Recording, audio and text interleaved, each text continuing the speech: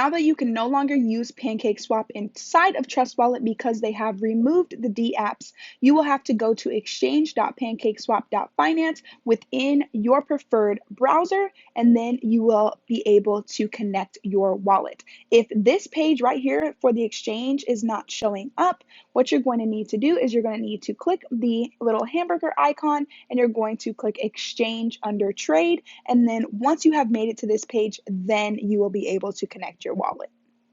On exchange.pancakeswap.finance, click connect in the top right corner and then click on wallet connect. Then click on Trust Wallet, and it's going to direct you over to the Trust Wallet app, where it's going to ask you to click connect so that they can connect to each other. Once you go back to the browser, you should see your wallet address in the top right corner, which will allow you to exchange between everything, and make sure that you put the token that you're wanting to exchange from on the top and the token that you're wanting to exchange to on the bottom.